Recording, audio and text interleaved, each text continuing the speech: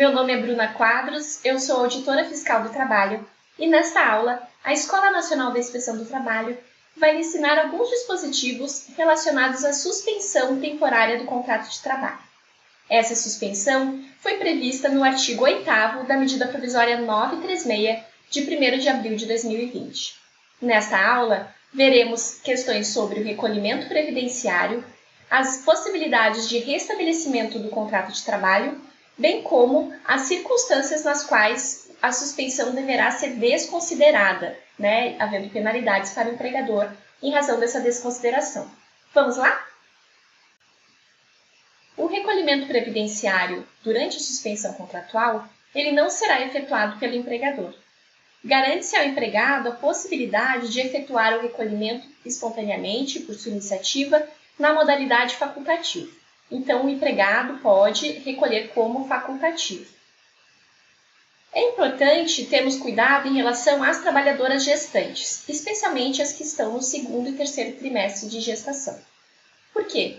Caso essas trabalhadoras tenham seu contrato suspenso e o empregador cessar a contribuição previdenciária, essas trabalhadoras, fazendo contribuição como segurado facultativo, não farão jus a salário maternidade caso o parto antecipado ocorra no curso da suspensão contratual. Isso gerará um grande inconveniente à trabalhadora. Então, caso o empregador e a empregada gestante optem, façam um acordo para a suspensão contratual, aconselha-se a inclusão de cláusula disciplinando a remuneração da trabalhadora caso haja parto antecipado. O contrato de trabalho ele pode ser restabelecido em 3 possibilidades e ele deve voltar a vigorar 2 dias corridos após um desses 3 eventos. O primeiro deles é o fim do estado de calamidade. O estado de calamidade foi decretado no Decreto Legislativo número 6 de 2020. Provavelmente haverá uma medida legislativa assinalando o fim do estado de calamidade quando tudo isso passar.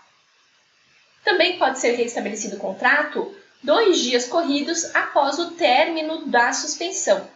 Quando acordam a suspensão do contrato, empregado e empregador assinalam uma data como o último dia em que o contrato será suspenso. 2 dias corridos depois, retoma-se o contrato como antes.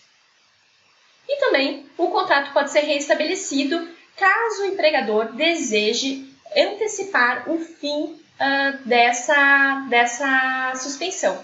Caso o empregador deseje antecipar o retorno às atividades, ele deve comunicar ao empregado que em 2 dias dessa comunicação formalizada deve retornar ao trabalho, porque o contrato se considerará restabelecido.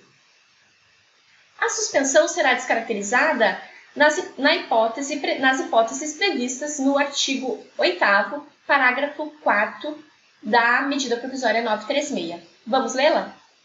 Se durante o período de suspensão temporária do contrato de trabalho o empregado mantiver as atividades de trabalho, ainda que parcialmente, por meio de teletrabalho, trabalho remoto ou trabalho à distância, isso está disciplinado lá na medida 927, se houver prestação laboral nesse período, fica descaracterizada a suspensão temporária do contrato de trabalho, sujeitando o empregador a penalidades e sanções. A primeira delas é o pagamento imediato da remuneração e dos encargos sociais referentes a todo o período. Além disso, o empregador fica sujeito também a penalidades previstas na legislação e às sanções previstas em instrumentos coletivos. Muito obrigada e até o próximo vídeo!